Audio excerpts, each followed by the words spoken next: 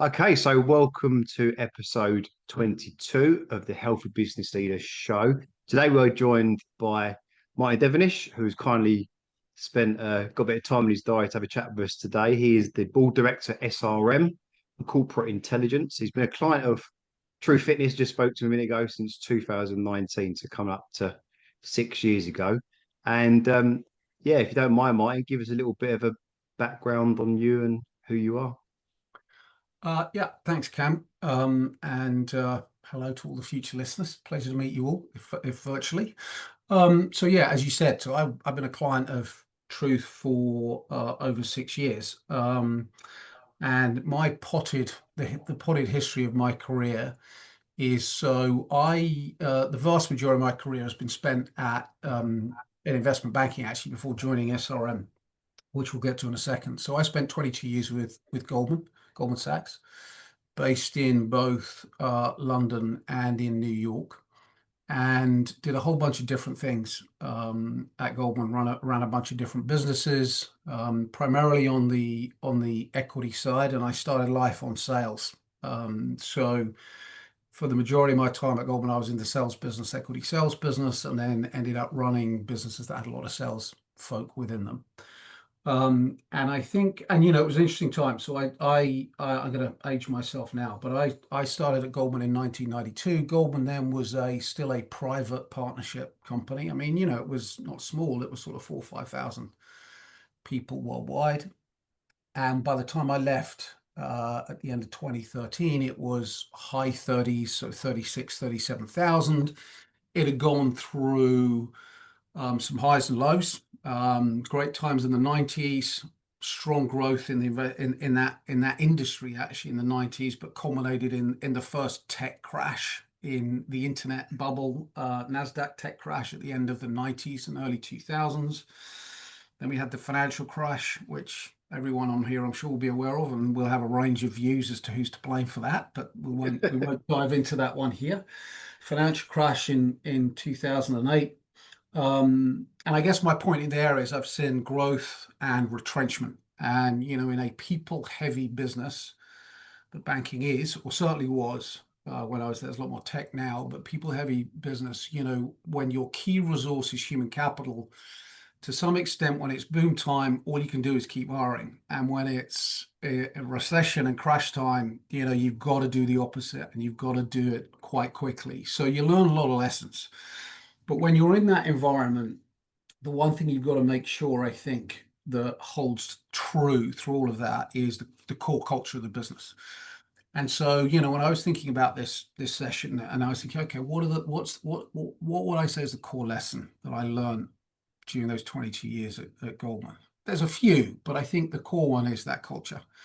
And that culture has got to be a thread that you stay true to in the good and the bad times. Obviously, it tends to be more strained in the bad times, but actually, it can be just as strained if you are growing very quickly and you're hiring a lot of people very quickly. That can also put a strain on the culture. But Goldman's culture was very much team.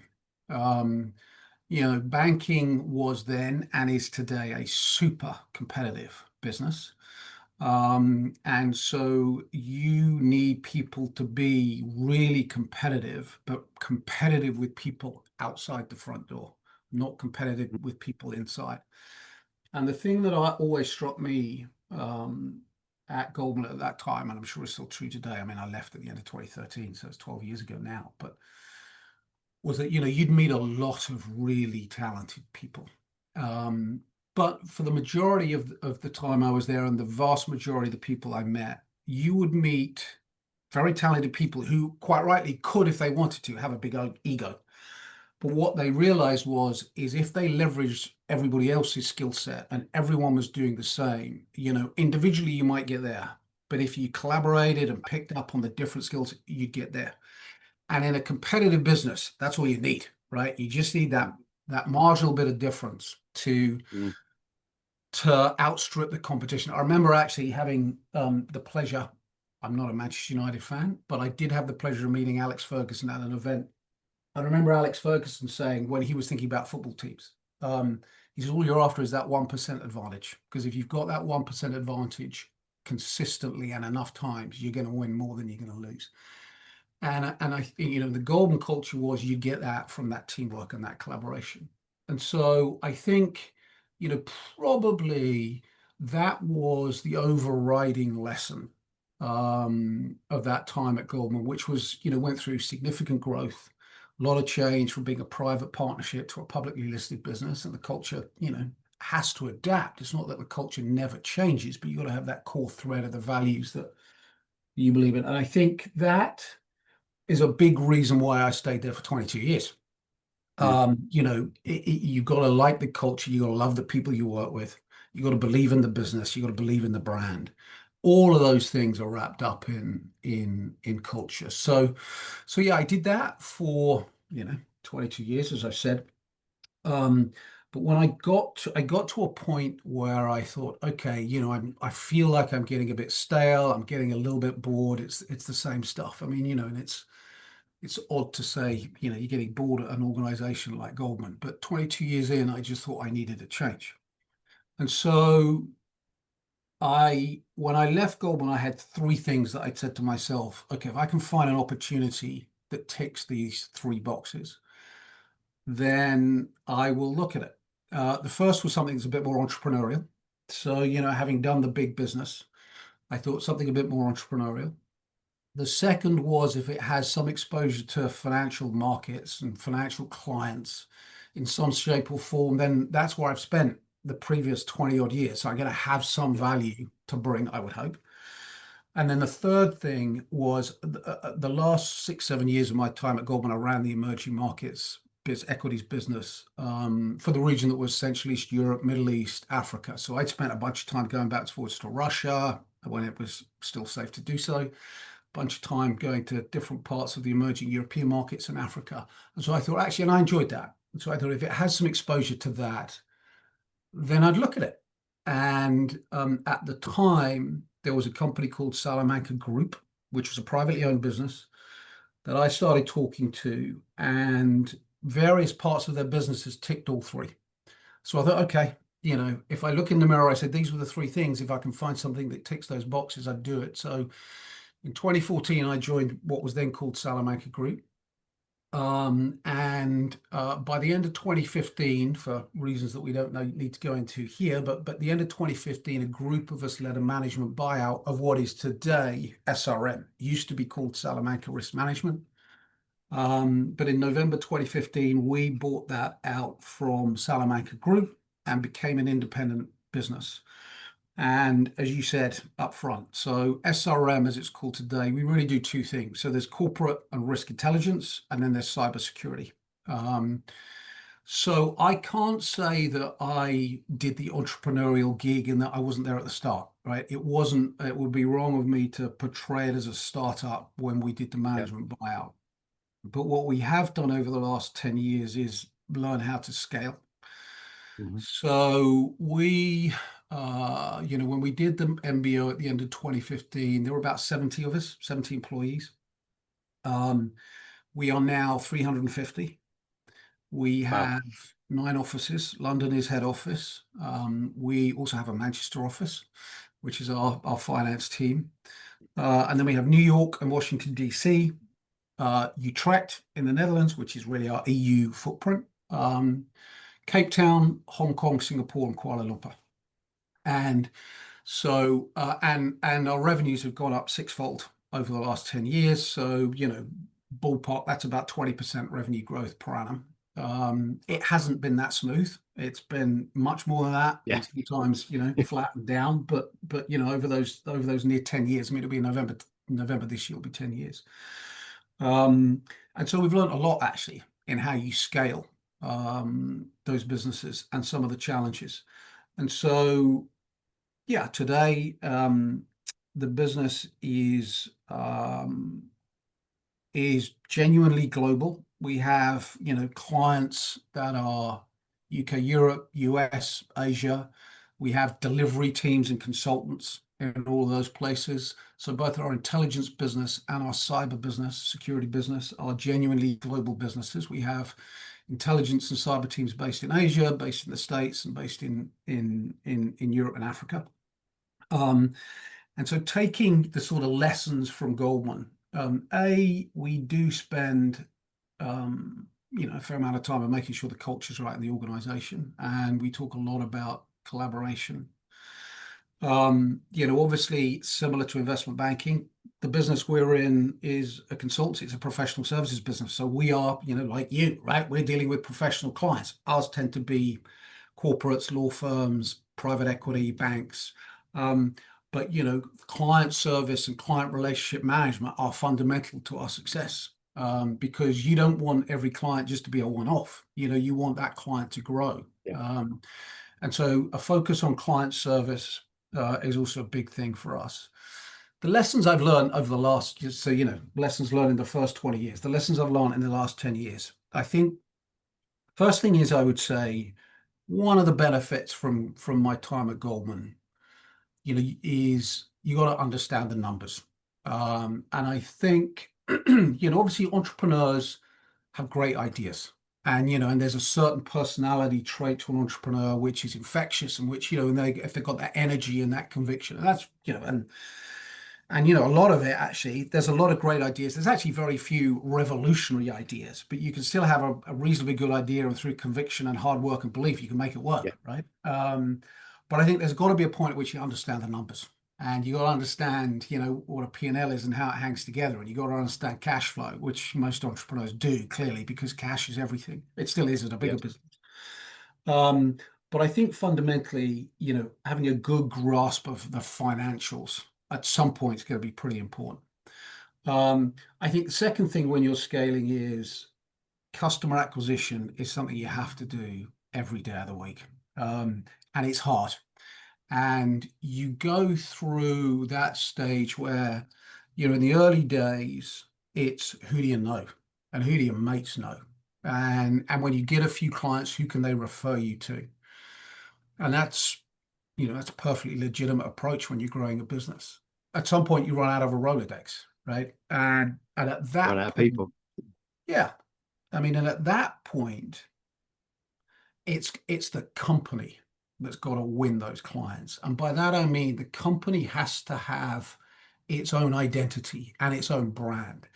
And, there are a lot of small, fast growing businesses that are very much associated with the founder. And Yeah. that's for obvious reasons. It's their great idea. And they're probably the person that's putting all the hours in 7 days a week, 24 hours a day in front of clients. And the company is very much associated with that founder. At some point, not always, but in a lot of cases, you need to sort of separate the two, right? And the Yeah. company's got to have a life and an identity and a sort of corporate personality of its own, particularly when you get global. It's got to be the brand that brings business in. It's got to be the name and the recognition. So then you start to get into PR and branding and marketing, and it's recognizing that point, because that stuff costs money.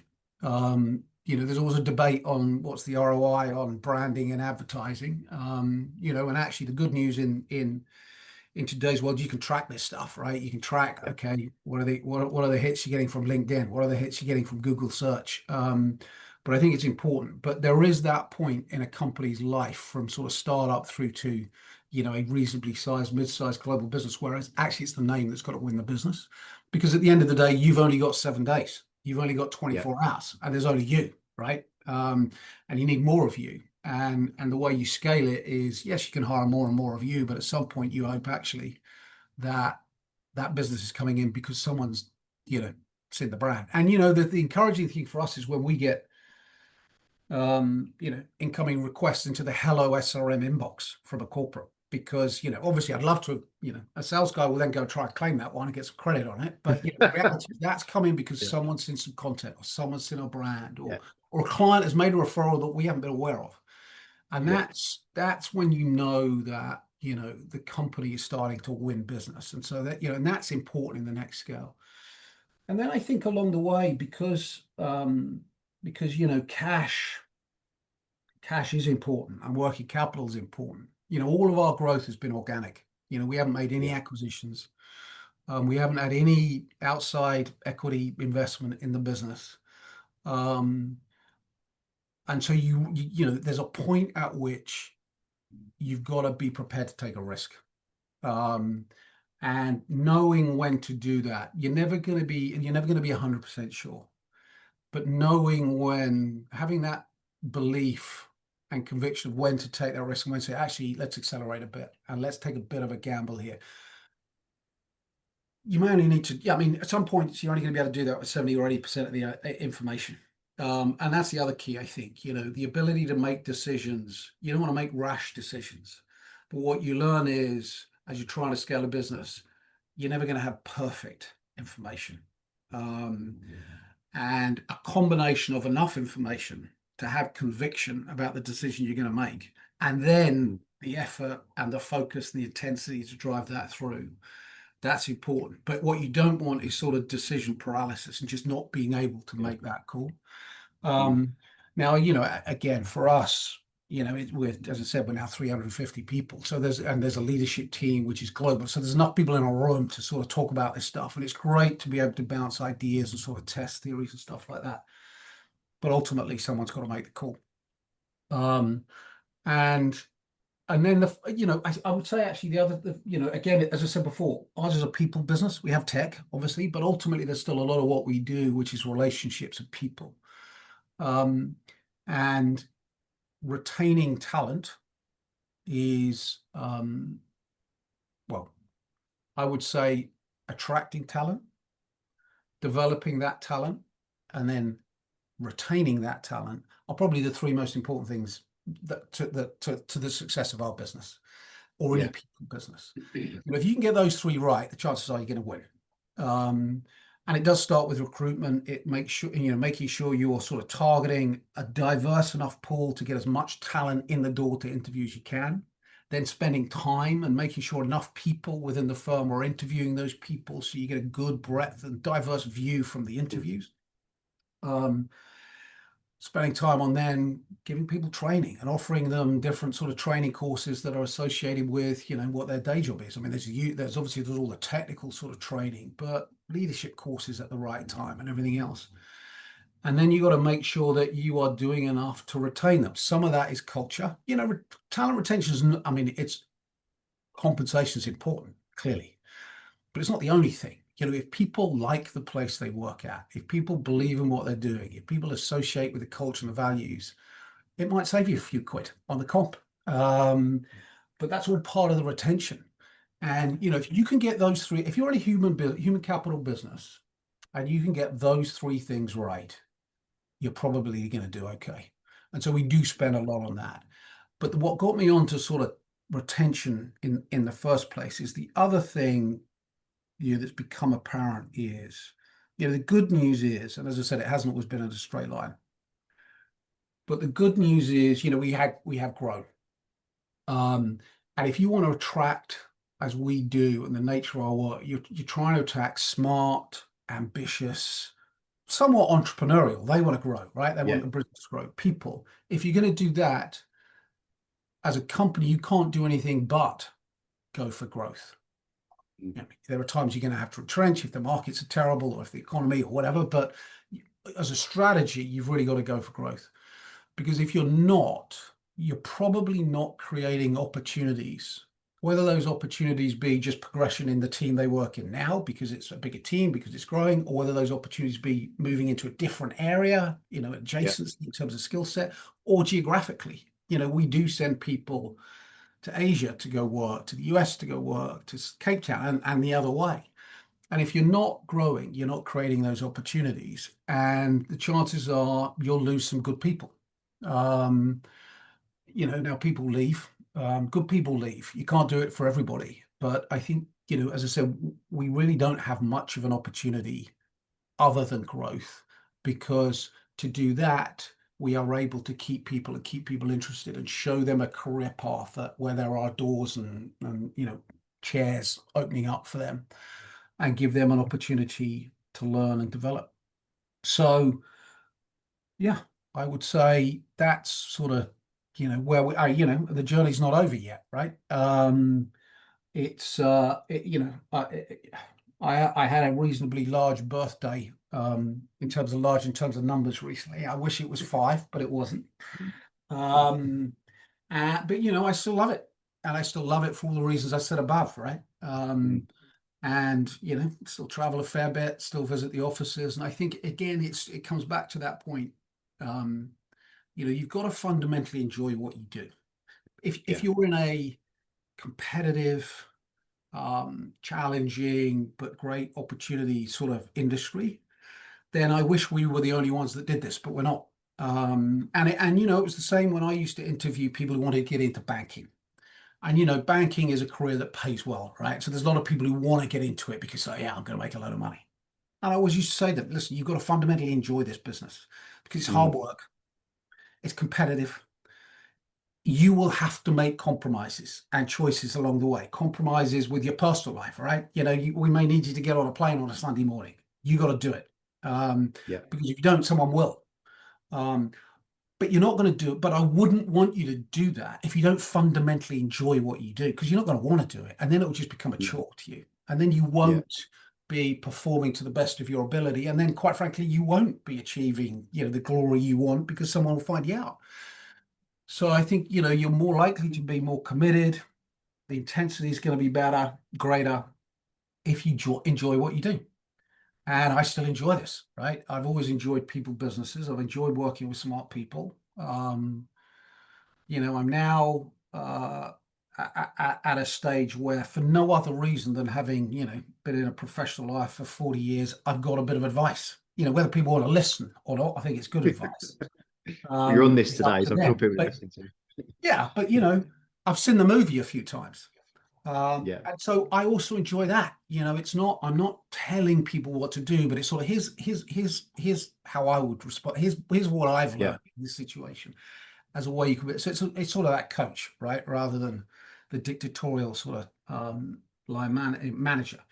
Um, but I still enjoy it. And that, that's key at the end of the day. Doesn't mean it's not hard work. Of course, it's hard work. Listen, I get no better buzz than when we land a new piece of business. I mean, I still love that. And that's what you get, the adrenaline rush. But it's other people that are winning the business now because they're a lot smarter than me and know a lot more about this business than I do. But I still get that buzz.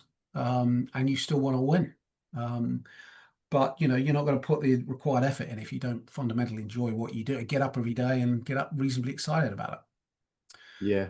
So yeah, that's my A lot of story. your life, right? A lot of your life is taken up by business or what you do for a job. It's a huge percentage. So if you Yeah. hate it, and I know plenty of people that do Yeah. hate what they do or moan about it all of the time, it's really difficult to maintain that if you don't like it, right? Yeah. And I think it's not just the physical, it's the mental stuff, right? It's how much time you spend thinking about it. Because, Yeah. even if you're on a sort of Monday to Friday, you're never on a Monday to Friday, really. No. Well, particularly if you're if you're running your own business or you're responsible for a business, or quite frankly, if you're in a really competitive business, then Mm. you spend a lot of time trying to work out what the competition's up to, right? Mhm. Because you may come up with a great new way of doing something. Um, if it's great and it really does get traction with clients, guess what's going to happen? Some of the competitors are going to copy what you do, right? Because they'll soon, they'll find out about it. Clients, oh, Yeah. Cam's business, yeah, they're doing this. This is really great. You Yeah. know, by the way, that's something I encourage all our people when you go see clients. There's one question, you should always make sure you ask them, which is anyone else doing anything interesting out there in our space? Find out what the competition, because that's, if they're not, fine, doesn't mean we want to sit still, but somewhat reassuring. But if you hear from a client, yeah, actually, this is really good, the worst thing you can do is copy it, right? But the point is, if it's great, Ideas, right? some of your competitors are going to copy it. And by the Yeah. way, some other people will be getting innovative as well. And so, so you may have an advantage, but it may only last you for a couple of years, because by the end of Yeah. by the end of year one, a bunch of people are copying you. And by the end of year two, someone has come up with a slightly better idea, because Mm. these new ideas are really, particularly in the service business, I mean, again, I should say, there are great new ideas and entrepreneurs and, but if you're in an established industry that's competitive, at the end of the day, 80% of what you do and what your competitors do, may well be pretty much the same.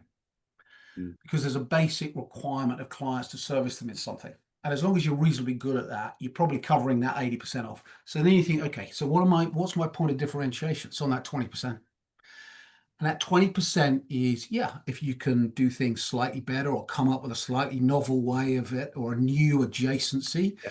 Do you know what? The best way to understand what might be a novel way is actually ask clients what they're not getting good service on, or, what are none of us doing well, or not a need we're not meeting.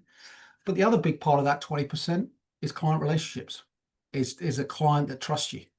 And that often is the differentiator, because if you assume there's a basic minimum standard, take your business. Someone needs to know how to lift a weight. Someone needs to know what a dumbbell is. So, if the training, right, and know the basics of that. But a lot of it is then building that relationship with a client, that they trust Yeah. you for that advice, right? Okay, actually, do you know what? This is how you should do this, or do you know what? This is what you should eat, or let's talk about your diet. I mean, you start getting into that. It's sort of personal to people, but if they trust your advice and you built that relationship with them, they're going to listen. That's a Yeah. big part of that 20%.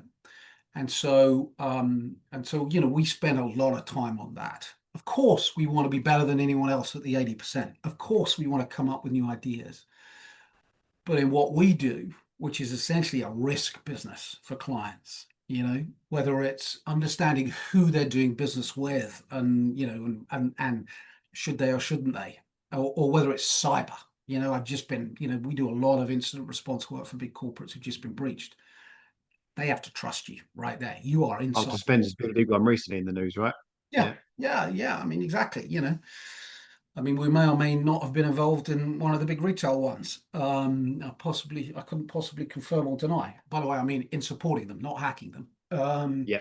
But Thanks for that. they got to trust you for that. And Yeah. actually, that it's a sort of hackneyed phrase. You've got to be that trusted partner of the client. When you are, though, that is very sticky business.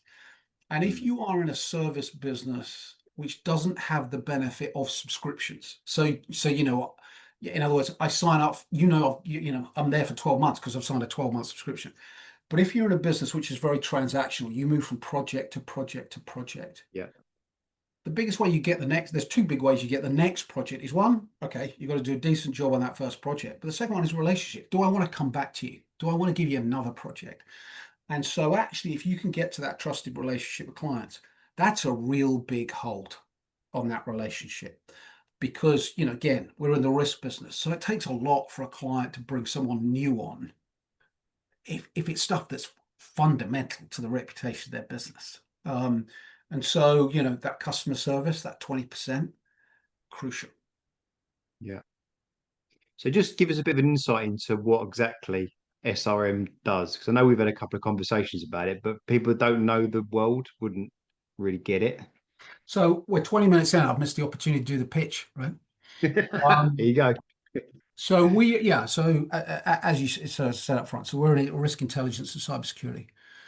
And, on the intelligence side, it's really about getting the right information to clients to help them make critical decisions.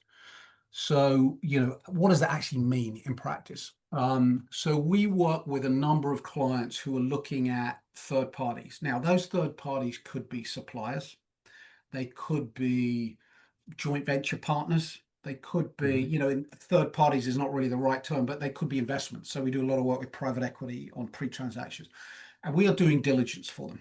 And the sort of Right. diligence we do is not the financial diligence, but it's the reputational diligence. It's the integrity diligence. It is, so we do a lot of work with clients, banking clients, private equity clients that are addressing things around anti-bribery and corruption risks, money laundering risks, but also, what do I know about this management team of the company that I'm about to invest in if I'm a private equity and own for the next 5 to 6 years? Tell me what I need to know about them. Tell me what I need to know about the company. So we will, we have, of that 350, we have about 180 analysts sitting around the world in the intelligence business. They are regional teams. So, our Asia, if there's a target in Vietnam, it'll be done by our Asia team based out of Hong Kong, Singapore, or KL. We will have people within that team who are from the region. Well, they are all from the region, but from the country, speak the language, know what things to look for. know what databases to go to. And so we do that, as I said, we do that for banks, we do it for private equity, we do it for corporates in their supply chain. And, increasing regulation now around human rights. Have you got child labor in your supply chain? So we'll do a lot of work on that. So we do that around deals. We do that around signing up clients, partners. We also support law firms and corporations when they're in disputes or litigation support, inside investigations. So if there's been corporate fraud, we have a digital forensics team that can come in and examine devices and do a lot of e-discovery. And then we have an ESG team that looks at those types of risks, as I said, human rights, environmental risks, and we have what we call a strategic intelligence team. This is all within the intelligence business, which looks at a lot of the sort of geopolitical risk. So, for 20 years when we thought everyone was friendly and the world was, we were all still living the peace dividend after, the wall came down in the late 80s.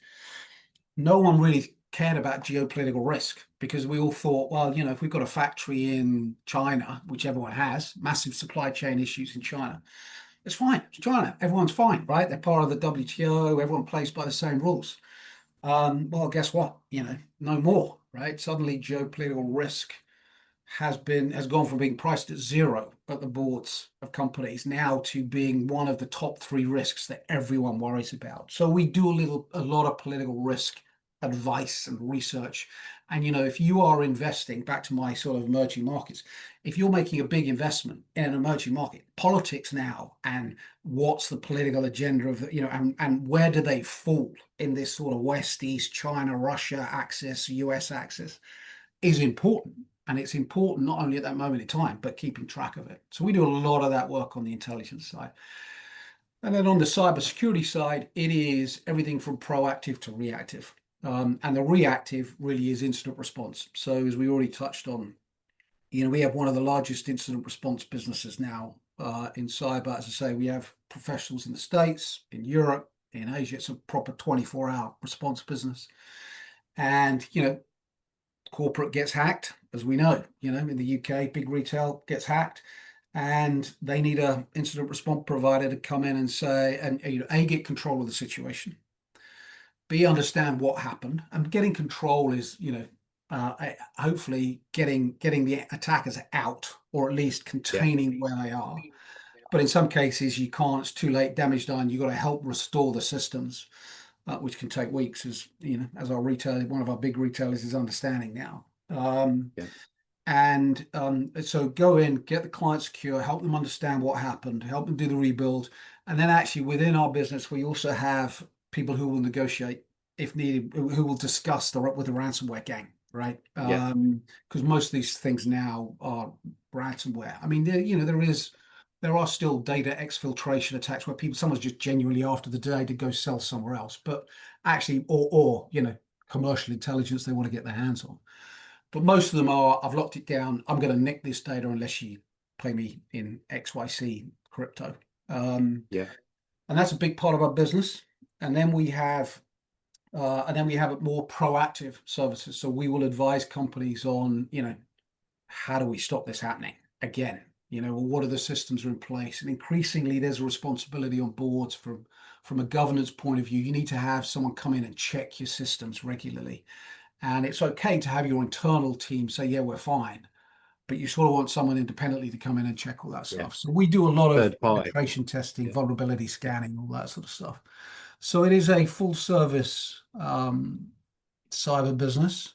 And again, as I said, we do a lot of work with companies on the intelligence side on risks within their supply chain. Well, guess what? One of the biggest risks these days is cybersecurity. So many of the attacks on big companies that come through a supplier. And so we now have a platform that will also scan cyber risk within supply chains. And so there's increasingly crossover between the two. So it's a risk business, a risk consultancy. That was a pitch and a half. Yeah, right. That wasn't the 2-minute elevator pitch, by the way, right? I need to get better at that. Good. So we normally talk about this at the end of the call, but where can people check out SRM? Where can they reach out to them as a company? Well, so I should say that actually, for reasons which we weren't quite sure. So when we were doing the MBO, we checked. So SRM stands for, it used to be Salamanca Risk Management was what the business was called. And we did a lot, we looked at our brand, we were doing, what should we call ourselves, all this sort of stuff. And we did all the research you're required to do, right? Who else has got this name, or is there anything close to it? And we got comfortable with SRM. And literally, I think it was the day before, suddenly out of nowhere on Google popped up. And I mean, there's an SRM in Germany, which I think is a motorcycle shop or something like that. Right. But somewhere out of nowhere popped up an SRM, which is a security, not exactly the same as us, which was a security business. And so they said, well, you can't have that. And yeah, we were like, yeah, okay, well, we're doing the MBO. We're launching the website tomorrow. I tell you that because it's S-RM, which is not necessarily great for a website, but it's, if you do s-rminform.com, that'll take you to the website. I mean, you can just put SRM in Google search and you'll see it's there. But yeah, I wish I could say we thought long and hard about the hyphen, and there was a reason for it, but that's the reason. That's the solution that works. But people can message you on LinkedIn as well, right? Because you'll have on LinkedIn. That is the only social media platform I'm on. Thank goodness. I know. But yeah, you can message me on LinkedIn. SRM has a LinkedIn. We have a whole corporate profile on LinkedIn as well. So yeah, there's the website. There's the hello inbox by the website, or there's SRM on LinkedIn, or there's yours truly on LinkedIn. Yeah, we'll stick the links underneath anyway, so people can just click on it and make it easy. But I can't let you jump off the call without talking a little bit about the 3 letters after your name, the MBE, because I didn't mention it at the start. And I'd like to know a bit about the story. I've had a little bit of research, but it'd be great to hear your side of that. So yeah, I mean, I guess 2 things, right? One, let me start again. So if you look at I suppose they call it a citation or whatever, it was given for 2 things. One was education, support of education in the UK, and then the second was support of education overseas. So I have done I was again, here goes the A. So I was a uni grad in the 80s, right? I'll say mid rather than early 80s. And I went to the University of Birmingham, and I benefited at that time. You still got student grants. I mean, I wouldn't have been able to afford to go to uni if I didn't have not a grant. I mean, the basic gave it to you. You didn't have to pay anything. And I was fortunate enough in those days. I mean, Essex still does have grammar schools, but at the time in the 70s, grammar schools as they are now, there was a lot of people trying to phase them out and everything else. But I was fortunate enough to be in an area that had a grammar school, and I managed somehow to pass 11 plus. So I went to King Edward VI Grammar School in Chelmsford, which is my local, and then went to uni. And I never re-engaged with the uni after I graduated mid-80s for best part of 20 years.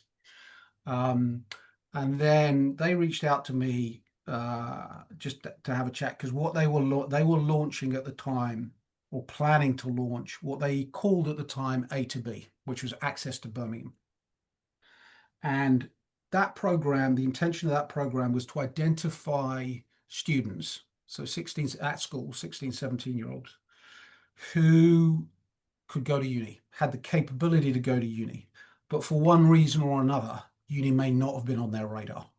It could be financial, could be just they'd be the first one in their family ever to go to uni. It was intimidating, whatever. And so they came to talk to me about that. And I let the guy do the pitch for an hour, but he had me in the first 5 minutes. And the reason he had me in the first 5 minutes was because it was basically my story. So, I was first one to go to uni in my family. As I said, at that time, I mean, I came from, this was my mum and dad split up. It was all very friendly. I'm not painting a disaster story here, but, there wasn't the financial wherewithal to go to uni.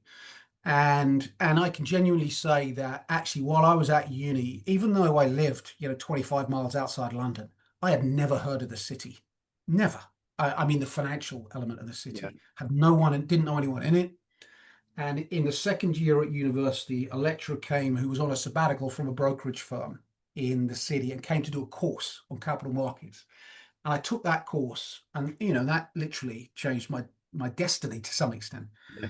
Um, and so I thought, so uni did a lot for me, and in the career at Goldman and everything else. So when someone came to say to me, we want to try and offer some support to kids, and most of them first wanted to go to uni, most of Yeah. them sadly from single parent families. Yeah. I was hooked. I was done.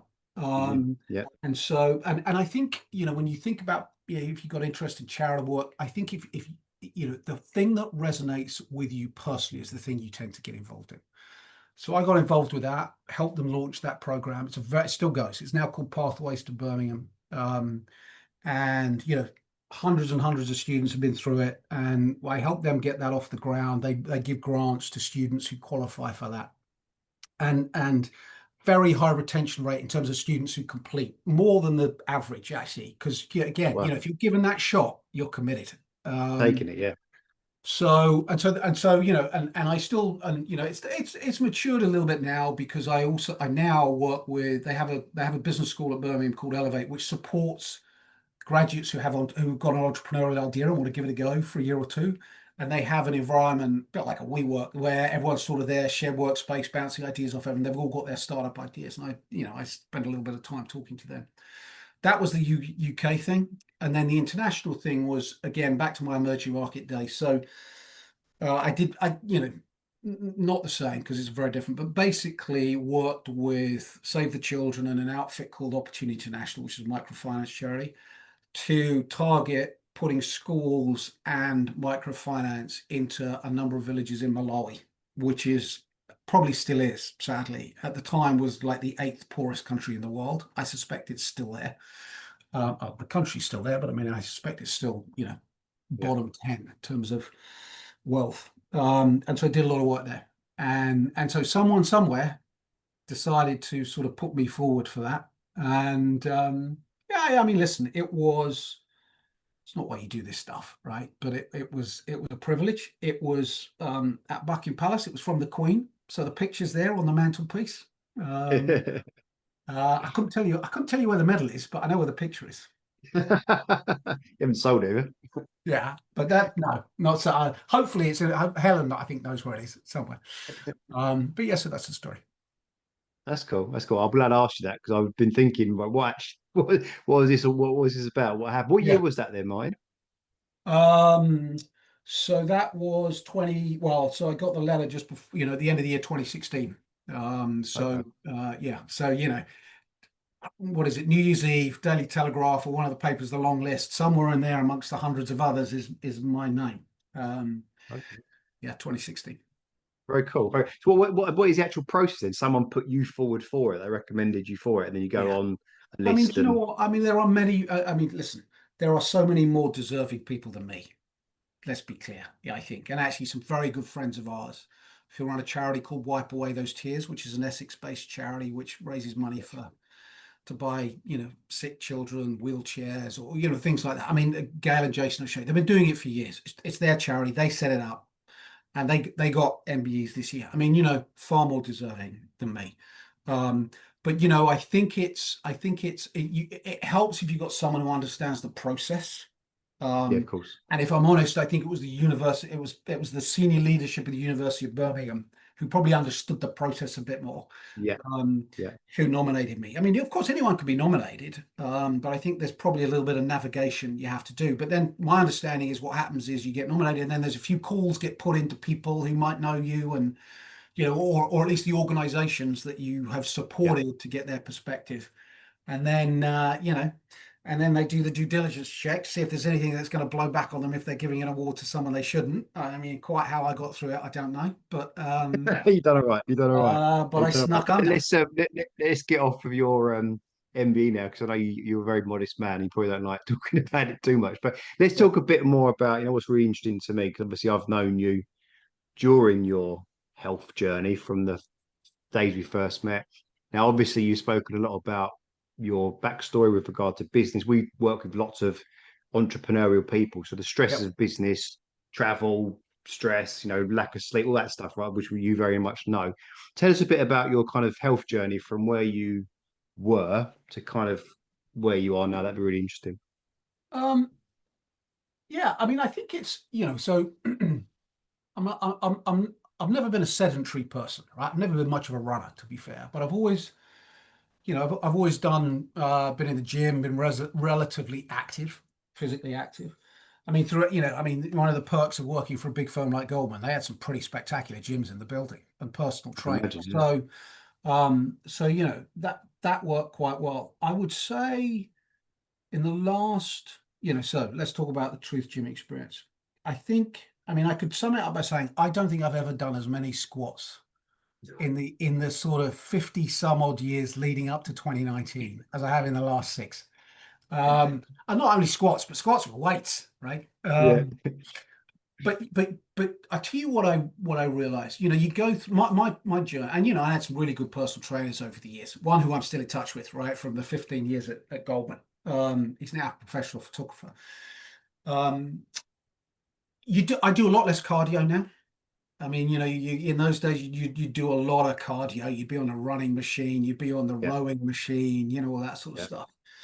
You'd be on the bike. I mean, I've never been a big road cyclist, but you'd be on the bike in the gym. Um, but something you guys essentially taught me, um, and it also sort of works well for the time of life, quite frankly, is the value of the whole strength training. Hmm. And I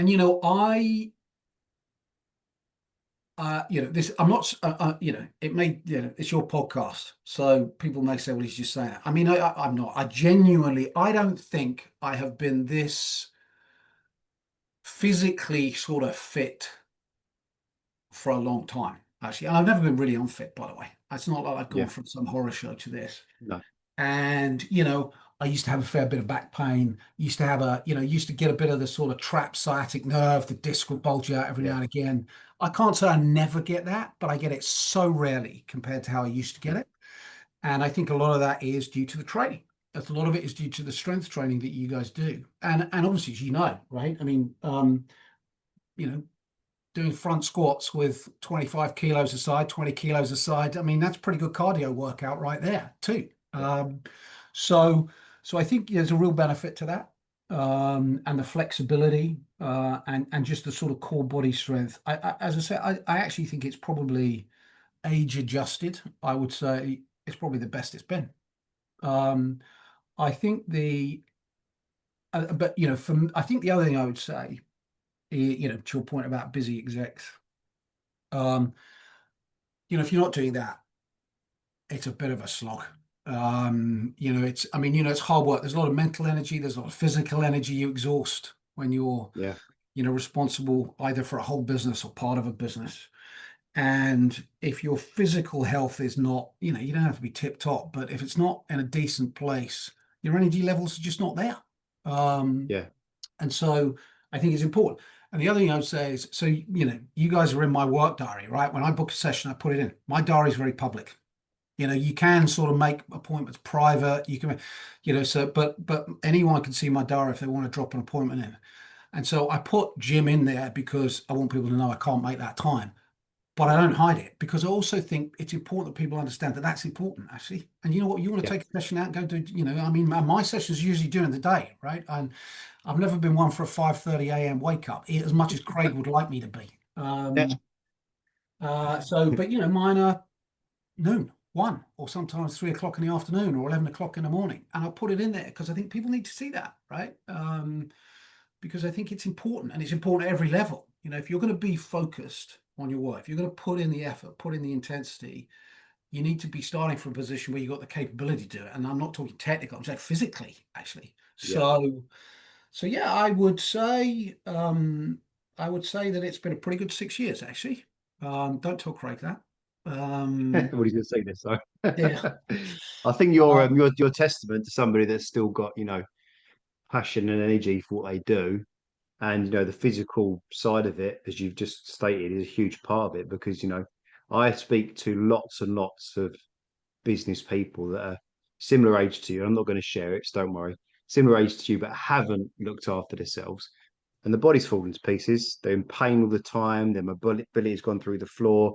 They start to get this kind of oppressive, negative outlook on the world. Whereas Yep. you haven't done that. You've taken ownership over your health. So, hats off for I mean, inspiration to me. if you're not, you sleep better.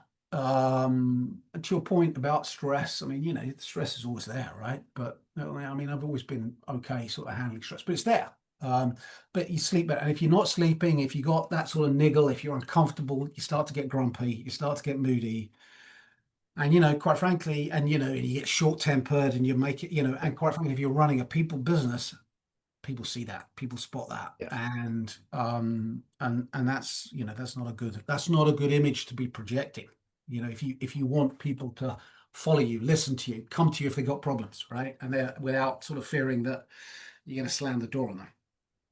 So yeah, it's important. Our times have changed. Our times, Yeah, emotional intelligence is huge now, isn't it? But yeah, Martin, thank yeah. you so much for your time. I'm going to wrap up there because it's about 50 minutes. So I know we could have gone on for longer, but appreciate your time and thanks for coming on. All right, pleasure. See ya.